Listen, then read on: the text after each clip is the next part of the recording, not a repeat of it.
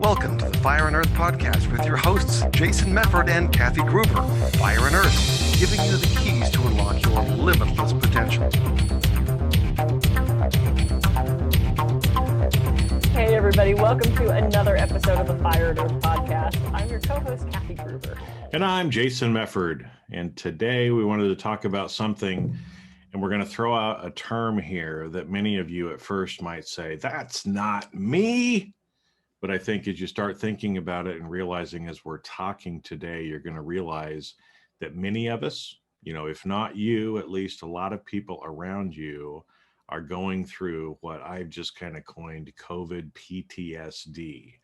And, that post-traumatic stress disorder, or PTSD, that we talk about is something that is real. In fact, there's been a lot of studies based on military people and other stuff. So we want to get in and talk a little bit today about PTSD, because there's a very good chance that you or someone in your life is probably experiencing some mild grade PTSD from all the shit we've been going through for the last year plus as it relates to COVID and some of the isolation. So let's get started, Kathy. Hey.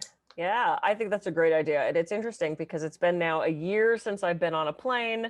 It's been a year since I've done a talk in person. And the last talk I did was in somewhere in Texas, Houston. And it was sort of the week that everything started to shut down.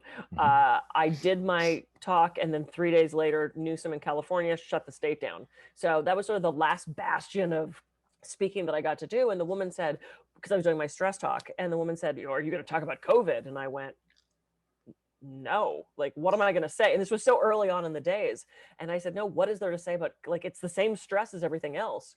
And then I sat down and really looked at that, and I realized it's not the same stress as everything else. Most stress that we're dealing with is this perception of stress. It's this imagined stress. It's this future-based stress. And COVID is that.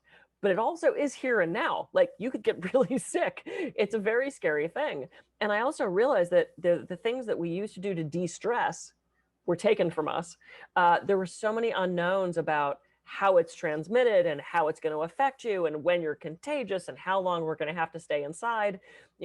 My boyfriend moved in on March 21st thinking, it'll be a week or two, we can sequester together. And here we are on day, I took my calendar down. Here we are on day, and who knows when this is airing, but we've now been living together pretty much a year. We love it. We made it permanent. But we thought this was going to be just this temporary thing. So I think one of the things that has led to this, first of all, everyone's exhausted from not knowing when stuff's going to happen, that quarantine fatigue. But also we've had, it's this come here, go away thing of you can open, no, you can't. You can go out, no, you can't. Here's a vaccine, not yet. So I think it's just that unknownness of all of this is really starting to affect everybody. Well, and I think it's one of those. So maybe it's gone on for so long, right? Most of the time when we experience trauma, it is a singular event.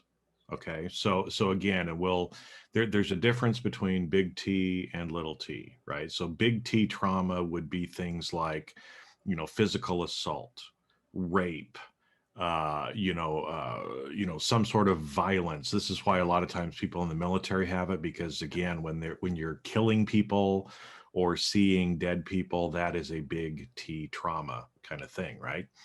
And luckily, most of us don't experience some of those big T traumas. And there's, some specific things. We've talked about some of the different techniques on here before about ways to try to get past some of those things. But we all experience little T kind of things, right? Where maybe somebody is mean to us. They say something, hurt our feelings. They're emotionally abusive to us, at certain points in time. And so again, those things become kind of these situations that we live through, but then it's done, right? But this has continued to be something that we continue to see and live with over and over and over again, right? Yeah. And it reminds me, back September 11th, we're talking 20 years ago now, there was a lot of this similar kind of thing that happened, and people were really shocked at first. Why? But here was the reason, right? Is the buildings, yes, airplanes flew into the buildings crashed down, 3,000, 4,000 people lost their life. It was a horrible incident, but it happened one time. Yeah. The problem was social media, news, everything else, especially young children, were seeing these things hundreds, if not thousands of times. Yeah. And every time they saw it, their brain felt like it was happening again. So this wasn't an isolated event to them. This was something that was going on and on and on and on. And that's what we're living through now. It's gone on and on and on and on. Like you said, okay, you can open. Nope, now you can't. Now, it's like we keep going back and forth, and people are finally getting to the breaking point. So that's why we wanted to talk about this today. Some things that you can do, some ways to kind of help start working through this, because again, it's starting to affect people in a serious way. Yeah, I agree. And I'm so glad you brought up social media and the whole 9/11 thing, because I remember on the 5th year anniversary of 9/11, I woke up that day. I wasn't really, I mean, you can't now not think of that number, 9/11, that's pops into your head. But I turned on the TV to look for something, and they were replaying the day's events in order as if it was actually happening again. And I went, oh my God, this is the most horrible thing ever. Like, why would you replay this? All these people that witnessed this, that lost people, that were affected by this, you don't want to turn on the TV and relive it moment by moment again. And my husband at the time said, well, I think they're just trying to honor what happened. And I said, you don't wake up every Tuesday, the 3rd of May and go, I'm going to think about my rape today. I mean, like, you wouldn't do that. That's not healthy, So I remember just seeing that replaying over and over and over again. So it's like, I mean, I hope you're not doing that. That sounds horrible. But with the social media, here was the problem with COVID. We were so divided about it.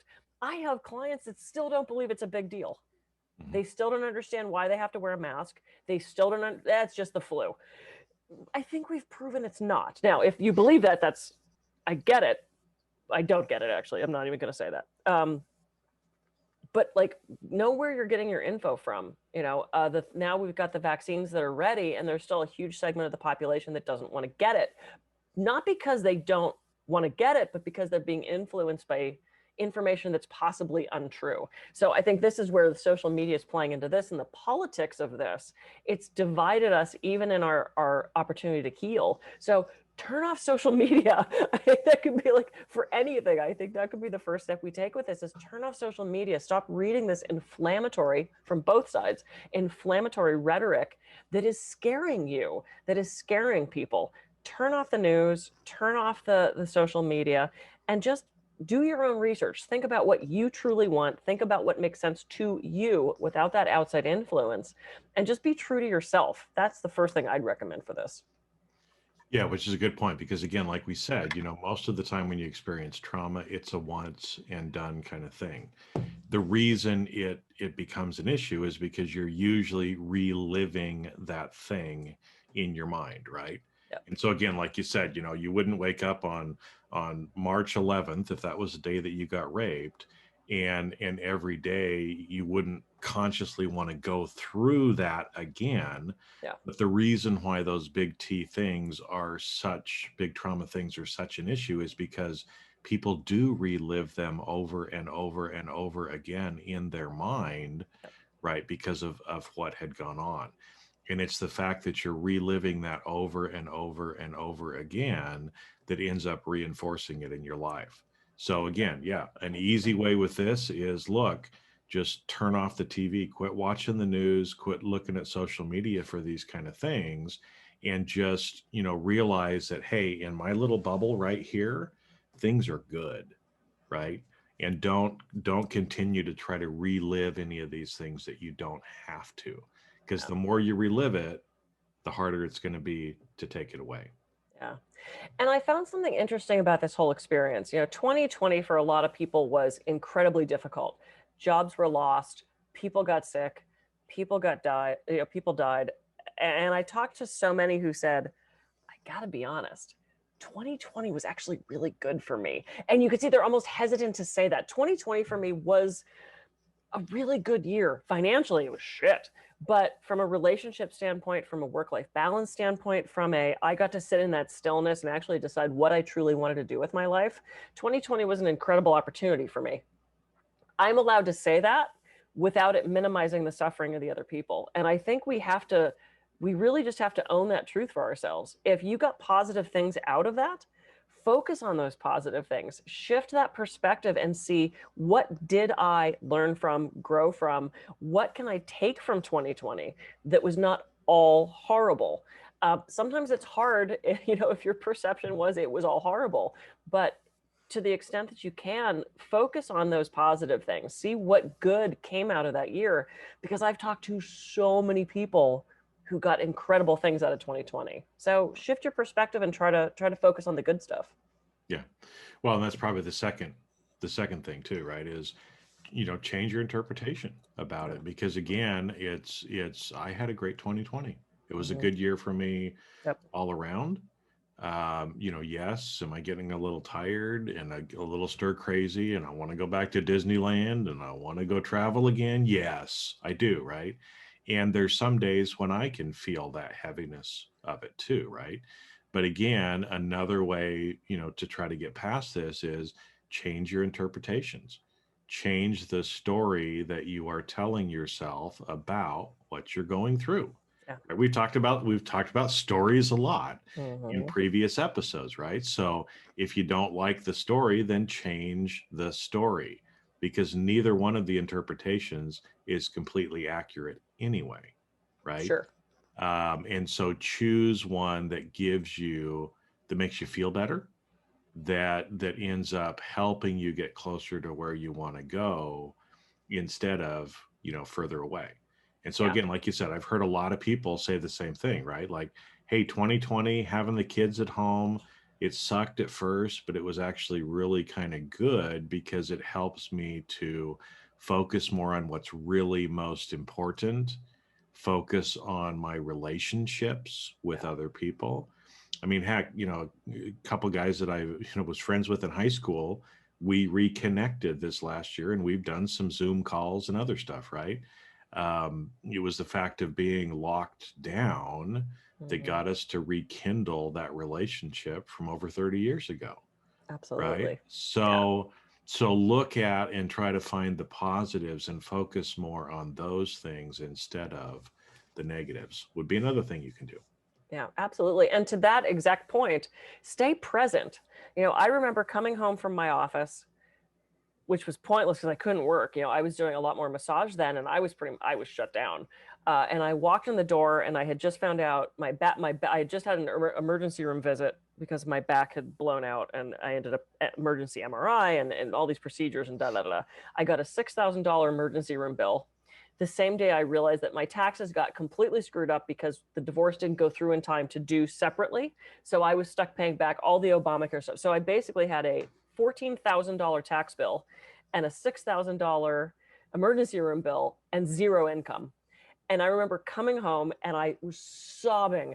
I was an hysterical mess, sobbing in my boyfriend's arms going, everything I've worked for is gone and I'm going to lose everything. I mean, that was just this reactive, completely overblown mess of a situation. And I was acting purely from emotion. Emotion is there to help us into action. Feelings are not facts. I did not lose everything. I am not in a debtor's prison somewhere. I did not go bankrupt.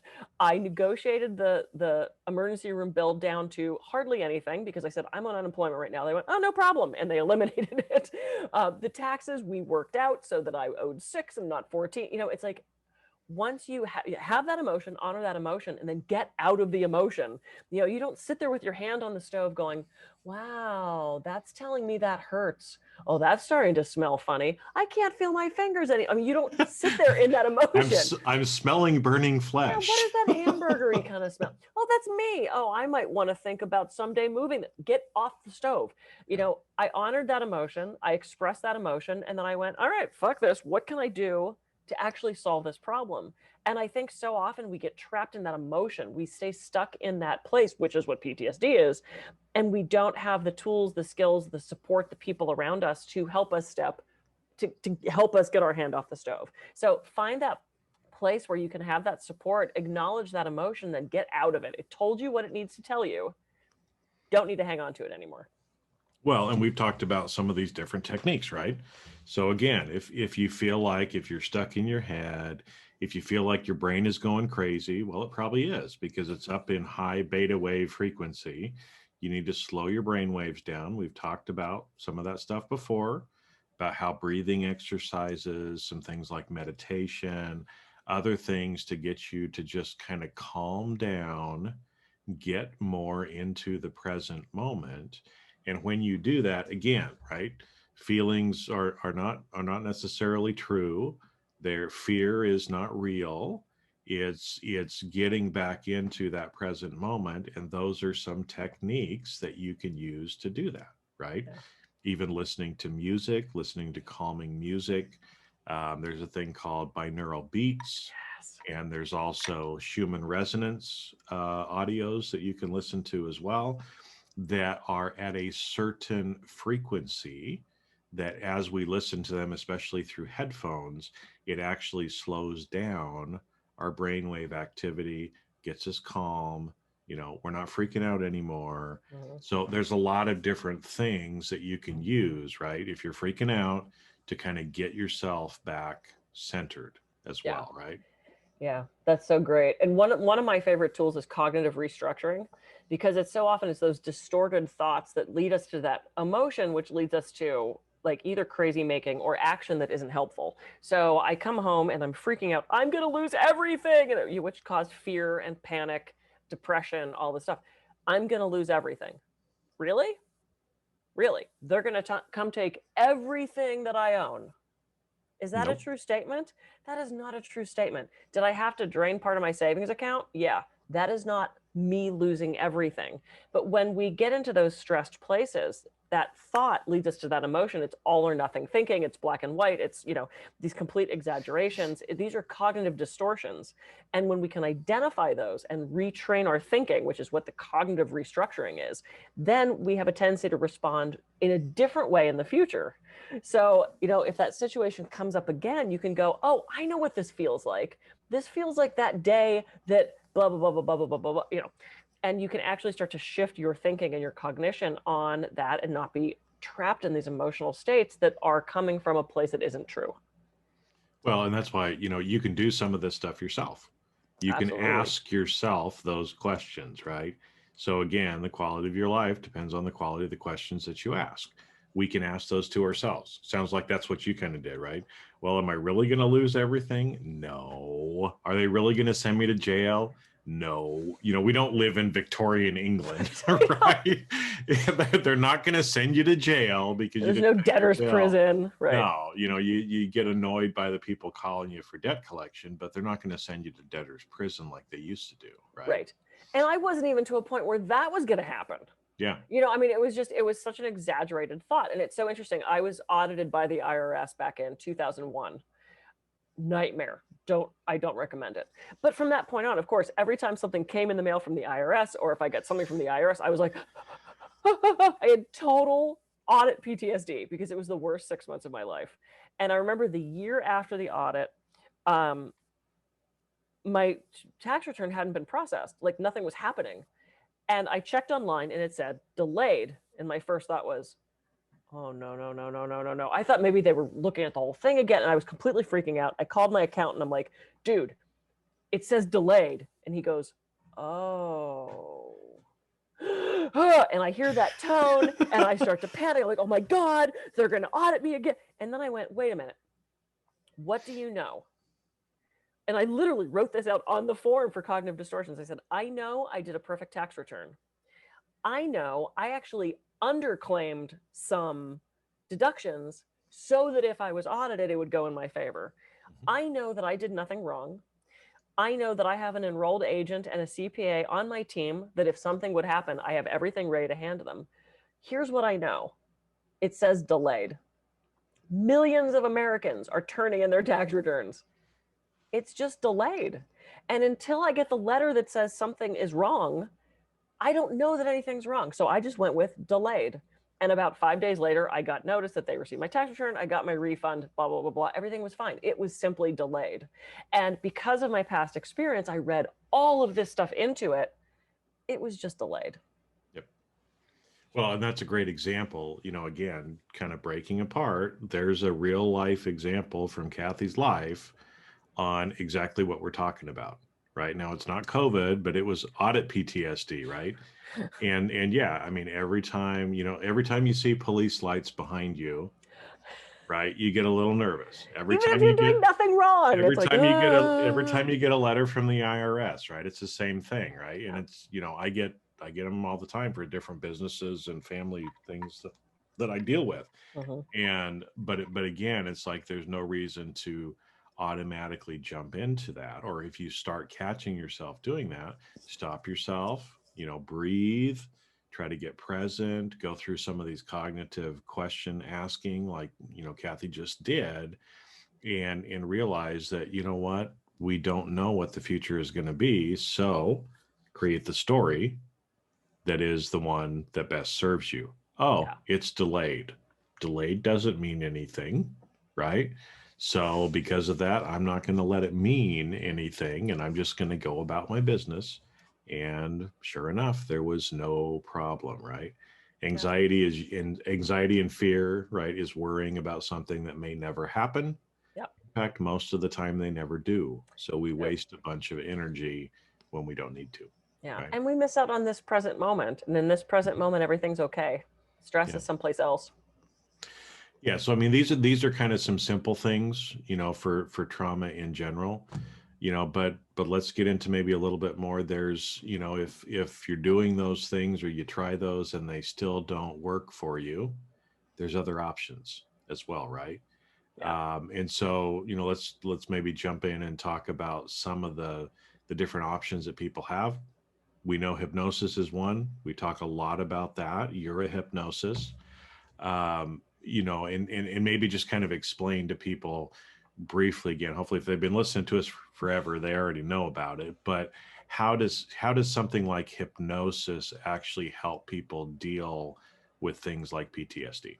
Yeah, absolutely. I actually did a whole course on PTSD because when I was working to do the training with the military, I just wanted to know how hypnosis would help with that. Hypnosis in general, it just goes into the subconscious and helps us make changes there. So sitting in our subconscious, there are knowns and there are unknowns. Unknowns are very scary. Knowns can be negative. So if you know that every time you hear a car backfire, it's a gunshot and you dive to the ground, that's an exaggerated response to something that does not warrant it. Just like when I saw the word delayed and I had this gigantic response reaction, frankly, thinking that something bad was happening. So hypnosis, you're not asleep, though we might use the word sleep. You hear everything that is said to you. You'll remember everything that's said to you. And it's just a matter of going into the subconscious and helping to make changes there, helping to make those things less scary, helping to magnify the positive, helping you shift mindset, giving you tools like anchoring in. We talk about anchoring all the time. Maybe it's you rub fingers together, or maybe, every time you pick up your iced tea, anchor in that relaxation. Maybe it's a trigger on your desk of every time I look at that picture, it reminds me to relax, that sort of thing. So there's so many ways we can make changes in our subconscious. And what's so great about that is with the critical faculty, or is it critical factor? Oh, I always get it wrong. Mike Mantel is going to be so mad. Your critical thinking, the only way to get through that is dream symbols hypnosis. So it's so much quicker to do something under hypnosis than it is. I love therapy. And, you could do 6 months of therapy and still not understand why you hate your mother. And you can deal with it in 2 sessions of hypnosis. So, it's such a great tool. It's safe. They're not going to make you cluck like a chicken. You're not going to lose yourself in the state of hypnosis. Media has really just sort of destroyed our concept of what clinical hypnosis can be. It's safe. It's effective. It's such a great technique. It can be done over Zoom. It can, so I love it. It's one of my favorite things to do. Yeah, because it's a much quicker way of getting there, right? Because again, you can go to talk therapy. Talk therapy is fine, right?